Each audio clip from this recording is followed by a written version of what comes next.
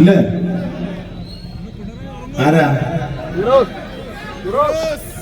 P K ഫിറോസിന്റെ വെടിക്കെട്ട് കഴിഞ്ഞിട്ട് ഷാഫിയുടെ വെടിക്കെട്ട്. എല്ലാം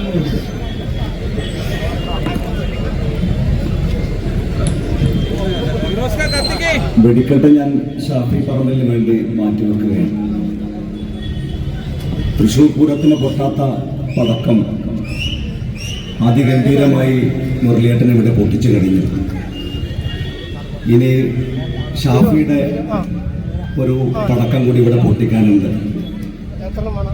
അതിനിടയിൽ എന്നെ ക്ഷണിച്ചതുകൊണ്ട് വളരെ ചുരുങ്ങിയ വാക്കുകളിൽ എന്റെ പ്രസംഗം അവസാനിപ്പിക്കണമെന്നാണ് ആഗ്രഹിക്കുന്നത്. ഈ വരാൻ പോകുന്ന തെരഞ്ഞെടുപ്പിൽ പ്രിയങ്കരനായ രാഹുൽ മാങ്കൂട്ടത്തിലിനെ വിജയിപ്പിക്കേണ്ടതിന്റെ ആവശ്യകതയെ സംബന്ധിച്ച് എനിക്ക് മുമ്പ് സംസാരിച്ച നേതാക്കന്മാരെല്ലാം ഇവിടെ വിശദീകരിച്ചു കഴിഞ്ഞു. എനിക്ക് അത്ഭുതമായി തോന്നിയിട്ടുള്ളത്, പാലക്കാട്ട് CPM-ന്റെ പ്രവർത്തകർ ഐക്യജനാധിപത്യ മുന്നണിക്ക് വോട്ട് ചെയ്യും, രാഹുൽ മാങ്കൂട്ടത്തിലിന് വോട്ട് ചെയ്യും എന്നൊക്കെ നമുക്ക് പ്രതീക്ഷയുണ്ട്. പക്ഷെ ഒരു ജില്ലാ കമ്മിറ്റി ഒന്നടങ്കം രാഹുൽ മാങ്കൂട്ടത്തിനെ പിന്തുണക്കുന്ന ഒരു നിലപാട് സ്വീകരിക്കുമെന്ന് സ്വപ്നത്തിൽ ഞാൻ വിചാരിച്ചിട്ടില്ല. പത്തനംതിട്ട ജില്ലാ കമ്മിറ്റി ഫേസ്ബുക്കിൽ രാഹുൽ മാങ്കൂട്ടത്തിന്റെ പോസ്റ്റ് ഇടുമ്പോൾ അതിനവർ എഴുതി വെച്ച ഒരു അടിക്കുറിപ്പുണ്ട്. ആ അടിക്കുറിപ്പ് പാലക്കാട്ടെ CPM-കാർ മനസ്സിരുത്തി വായിക്കും എന്നാണ് ഞാൻ വിചാരിക്കുന്നത്. ആ അടിക്കുറിപ്പ് പാലക്കാടിന്റെ സ്നേഹവിസ്മയം രാഹുൽ മാങ്കൂട്ടത്തിൽ എന്നാണ്. പത്തനംതിട്ടയിലെ CPM-കാർ അങ്ങനെ വിളിക്കുമെങ്കിൽ പാലക്കാട്ടെ CPM-കാരും ഹൃദയത്തോട് ചേർത്ത് പിടിക്കും രാഹുൽ മാങ്കൂട്ടത്തിൽ എന്ന കാര്യത്തിൽ ഞങ്ങൾക്കൊരു സംശയമില്ല. അപ്പൊ പാലക്കാട്ട് CPM-ല് 3 വിഭാഗമാണ്. ഒന്ന് നീലപ്പെട്ടി വിഭാഗം. നീലപ്പെട്ടി വിഭാഗം എന്ന് പറഞ്ഞാൽ CPM-ന്റെ സംസ്ഥാന സെക്രട്ടറി ഗോവിന്ദ മാഷ് മുതൽ CPM-ന്റെ ജില്ലാ സെക്രട്ടറി, അത് കഴിഞ്ഞ് A റഹീം വരെയുള്ള DYFIയുടെ സംസ്ഥാന പ്രസിഡന്റ് വസീഫ് അടക്കമുള്ള നീലപ്പെട്ടി വിഭാഗം. പിന്നെ രണ്ടാമത്തെ വിഭാഗം നീലപ്പെട്ടി വലിച്ചെറിയൽ വിഭാഗമാണ്. വലിച്ചെറിയൽ വിഭാഗത്തിലാണ് മുൻ MP ആയ കൃഷ്ണദാസ്. മൂന്നാമതൊരു വിഭാഗമുണ്ട്, അത് പെട്ടി ഷാഫി ബുദ്ധി വിഭാഗമാണ്. ഇടതുപക്ഷ സ്ഥാനാർത്ഥി പറയുന്നത് ഇതിന്റെ എല്ലാം പിന്നിൽ ഷാഫിയുടെ ബുദ്ധിയാണെന്നാണ്. അല്ലാത്തൊരു ബുദ്ധിയാണ് ഷാഫി. പക്ഷെ ഞങ്ങൾക്ക് സഖാക്കളോട് ഒറ്റ അഭ്യർത്ഥനയുള്ളൂ. 23-ാം തീയതി ഫലം വന്നു കഴിഞ്ഞാൽ കമ്മ്യൂണിസ്റ്റ് മാർക്സിസ്റ്റ് പാർട്ടി 8 നിലയിൽ പൊട്ടുമ്പോ ഒരു കോൺഗ്രസ്സുകാരനെ ഇടതുപക്ഷ സ്ഥാനാർത്ഥിയാക്കി അവതരിപ്പിച്ചതിന്റെ പിന്നിലും ഷാഫിയുടെ ബുദ്ധിയാണ് എന്ന് പറയരുത് എന്ന അഭ്യർത്ഥന മാത്രമാണ് ഞങ്ങൾക്കുള്ളത്. പിന്നെ BJP-യിൽ 2 വിഭാഗമുണ്ട്.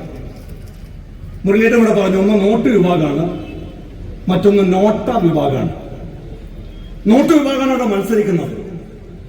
അതിനെതിരെ നിൽക്കുന്ന മുഴുവൻ ആളുകളും നോട്ടക്ക് വോട്ട് ചെയ്യാൻ വേണ്ടി കാത്തിരിക്കുന്നു എന്നതാണ് നോട്ട വിഭാഗം സൂചിപ്പിക്കുന്നത്. അപ്പൊ 23-ാം തീയതി വോട്ടെണ്ണുമ്പോ നമ്മളൊക്കെ തുടക്കത്തിലെ വിചാരിച്ചത് 5 അക്ക ഭൂരിപക്ഷം. 5 അക്ക ഭൂരിപക്ഷം എന്ന് പറഞ്ഞാൽ 10,000 വോട്ടും 5 അക്ക ഭൂരിപക്ഷമാണ്. പക്ഷെ ഇപ്പോഴത്തെ രാഷ്ട്രീയ കാലാവസ്ഥ മനസ്സിലാക്കുന്ന ഏതൊരാളും പറയും ഏറ്റവും ചുരുങ്ങിയത് 20,000-ൽ പരം വോട്ടുകൾക്ക് ഐക്യ ജനാധിപത്യ മുന്നണി ജയിക്കും. രാഹുൽ മാങ്കൂട്ടത്തിൽ 3 കാറ് മാറിക്കയറിയെന്നാണ് വലിയ ആക്ഷേപമായി പറയുന്നത്. രാഹുൽ യാത്ര ചെയ്യുമ്പോൾ കാറ് മാറിക്കയറാറുണ്ട്, ഞങ്ങളൊക്കെ കാറ് മാറിക്കയറും. പക്ഷെ സ്ഥാനങ്ങൾക്ക് വേണ്ടി പാർട്ടി മാറുന്നവനല്ല രാഹുൽ മാങ്കൂട്ടത്തിലെന്ന് ഞങ്ങൾക്ക് ഉറപ്പിച്ചു പറയാൻ സാധിക്കും. എനിക്ക് രാഹുൽ മാങ്കൂട്ടത്തിലെ വിദ്യാർത്ഥി കാലഘട്ടം മുതൽ അറിയാം.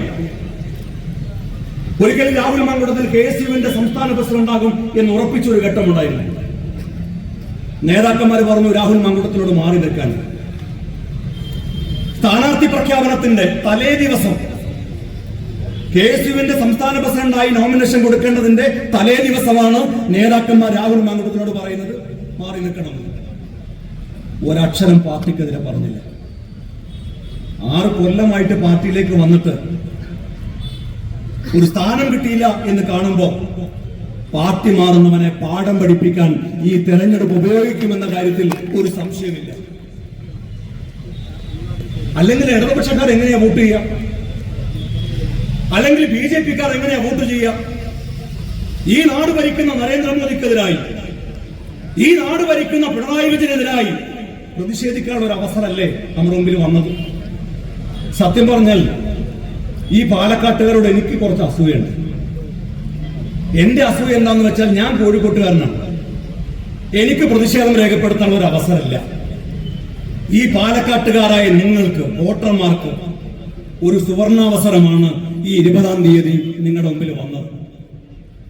ആ ബാലറ്റ് പെട്ടിയിൽ, ആ വോട്ടിംഗ് മെഷീനിൽ വിരലമർത്തുമ്പോൾ നരേന്ദ്രമോദിയെയും പിണറായി വിജയനെയും മനസ്സിൽ ധ്യാനിച്ചുകൊണ്ട് നല്ലോണം ഒരു അമർത്തണം എന്നാണ് പ്രിയപ്പെട്ടവരെ എനിക്ക് നിങ്ങളോട് അഭ്യർത്ഥിക്കാനുള്ളത്. പിന്നെ ഇടതുപക്ഷ സ്ഥാനാർത്ഥി പറയുന്നത് ഈ ജയിലിൽ പോവാന്ന് പറഞ്ഞ അത്ര വലിയ ത്യാഗമൊന്നും അല്ലെന്നാണ്. പാർട്ടിക്ക് വേണ്ടി ഒരു ദിവസം പോലും ജയിലിൽ കിടക്കാത്തവന് അങ്ങനെയൊക്കെ പറയാൻ കഴിയും. എന്നാൽ ദിവസങ്ങളോളം ജയിലിൽ കിടന്ന ഐക്യജനാധിപത്യ മുന്നണിയുടെ 100 കണക്കിന് പ്രവർത്തകരുണ്ട്. ഈ നവകേരള സദസ്സ് കാസർഗോഡ് നിന്ന് ആരംഭിച്ച് തിരുവനന്തപുരത്തേക്ക് പോകുമ്പോൾ തല്ലുകൊണ്ട പോലീസിന്റെ ലാത്തിയടിയേറ്റ 100 കണക്കിന് പ്രവർത്തകരുണ്ട്. അവരോട് ചോദിക്കണം എന്താണ് ത്യാഗം എന്ന്. അവര് പറയും, അവർ മനസ്സിലാക്കി തരും. ഞാൻ രാഹുൽ മങ്കുടത്തിലെ കൂടെ ജയിലിൽ കിടന്ന ആളാണ്. ഇവിടെ ഇലക്ഷൻ പ്രഖ്യാപിക്കുന്നതിന് 2 ദിവസം മുമ്പാണ് ഞങ്ങൾ ജയിലിൽ നിന്ന് ഇറങ്ങിയത്. ഞാൻ രാഹുലിന്റെ കൂടെ ജയിലിലേക്ക് പോകുമ്പോ ജയിൽ പുള്ളികളൊക്കെ രാഹുലിനെ കൈ കാണിച്ചിട്ട് വിഷ് ചെയ്തു. ഹായ് രാഹുലേട്ടാ, രാഹുൽ എന്നൊക്കെ പറഞ്ഞിട്ട്. അപ്പൊ ഞാൻ ചോദിച്ചു, രാഹുൽ എന്താ ഇവരൊക്കെ നിന്നോട് ഇങ്ങനെ കൈ വീശി കാണിക്കുന്നത്? രാഹുൽ പറഞ്ഞു, ഞാൻ കഴിഞ്ഞ ആഴ്ച ഇവിടെ ഇറങ്ങിയത്, ഇവരൊക്കെ എനിക്ക് നല്ല പരിചയമുള്ളതാണ്. ജയിലിന്റെ അവസ്ഥ എന്താ? ഒരു ത്യാഗമില്ലേ ജയിലിൽ കിടക്കാന്ന് പറഞ്ഞാൽ? ജയിലിൽ നിലത്ത് കിടക്കണം, അപ്പൊ ആ ഒരു പായ മാത്രം ഉണ്ടാവുക. ഷാഫിയൊക്കെ ജയിലിൽ കിടന്ന ആൾക്കാരാണ്, അതിൻ്റെ ഒരുപാട് ആൾക്കാരുണ്ട്. ഒരു തലേണ പോലും ഉണ്ടാവില്ല. ഇതുപോലത്തെ ലൈറ്റ് തലക്ക് മുകളിൽ കത്തും. രാത്രിയും ഓഫാക്കില്ല. എനിക്കാണെങ്കിൽ ലൈറ്റ് ഓഫാക്കിയില്ലെങ്കിൽ ഉറക്കം വരില്ല. രാഹുലാണെങ്കിൽ ലൈറ്റ് കത്തിയാലും കുഴപ്പമില്ല, ഓഫാക്കിയാലും കുഴപ്പമില്ല, അവന് 30 സെക്കൻഡോട് ഉറങ്ങും. എനിക്ക് ഇവന്റെ ഉറക്കം കണ്ട ഭയങ്കര അസുഖം. ഭക്ഷണത്തിന്റെ കാര്യം പറഞ്ഞാൽ വൈകിട്ട് 3:30 മണിക്കാണ് രാത്രിയിലുള്ള ഭക്ഷണം തരിക. ചോറുമല്ല കഞ്ഞിയല്ല, ചൊറിഞ്ഞി എന്ന് പറഞ്ഞൊരു സാധനമാണ്. അത് ഞങ്ങൾ വാങ്ങിയിട്ട് മൂടി വെക്കണം. എന്നിട്ട് രാത്രി 8 മണിക്ക് അത് തുറന്നു നോക്കുമ്പോഴേക്ക് അത് സ്മെല്ലുണ്ടാവും. സമയം അറിയാൻ വാച്ചില്ല, മുഖം നോക്കാൻ ഒരു കണ്ണാടിയില്ല. ആകെയുള്ള ഗുണം എന്ന് പറഞ്ഞാൽ എനിക്ക് കിട്ടിയ സ്റ്റീൽ പ്ലേറ്റ്, കുറച്ച് വൃത്തിയുള്ള സ്റ്റീൽ പ്ലേറ്റ്. അത് നോക്കുമ്പോൾ നമ്മളെ മുഖം കാണണം. അപ്പൊ അപ്പുറത്തെ സെല്ലിൽ നിന്നൊക്കെ ആൾക്കാർ വന്നിട്ട് ചോദിക്കുന്ന പ്ലേറ്റ് ഒന്ന് കടന്നിരുന്നു. ഇതിനാ മുഖം നോക്കാനാണ്. പിറ്റേ ദിവസം ഞങ്ങൾ അവിടെ തിരുന്നതിന്റെ പിറ്റേ ദിവസം രാവിലെ രാഹുൽ മണ്ഡലത്തിലെ കാണാൻ വേണ്ടി ഒരു ജയിൽ പുള്ളി വന്നു. ഒരു ചെറിയ ചെക്കൻ, ഒരു 18 വയസ്സ് പ്രായമുള്ള ഒരു ചെക്കൻ. അപ്പൊ രാഹുലിനെ കാണാൻ വേണ്ടി വന്നു. രാഹുലേട്ടൻ ഒന്ന് കാണുന്നു. രാഹുൽ വന്നു, എന്താണ് പ്രശ്നം ചോദിച്ചു. അവൻ പറഞ്ഞു, ഞാനൊരു കേസ് പെട്ടു. എന്താണ് കേസ്? ഇവന്റെ അക്കൗണ്ട് ഇവന്റെ ഒരു സുഹൃത്ത് വാങ്ങിച്ചു. ആ അക്കൗണ്ടിലേക്ക് കുറച്ച് പണം ഇട്ട് അത് വിഡ്രോ ചെയ്ത് തന്നാൽ നിനക്ക് 3000 രൂപ കമ്മീഷൻ തരാന്ന് പറഞ്ഞു. ഈ കുട്ടിക്ക് ഇതൊന്നും അറിയില്ല. കുട്ടി അക്കൗണ്ട് നമ്പർ കൊടുത്തു, ലക്ഷങ്ങൾ ഇവന്റെ അക്കൗണ്ടിലേക്ക് വന്നു. ഇവൻ വിഡ്രോ ATM തവണകളായി വിഡ്രോ ചെയ്ത് പണം കൊടുത്തു. ഇവനൊരു 3000 രൂപ കമ്മീഷൻ കിട്ടി.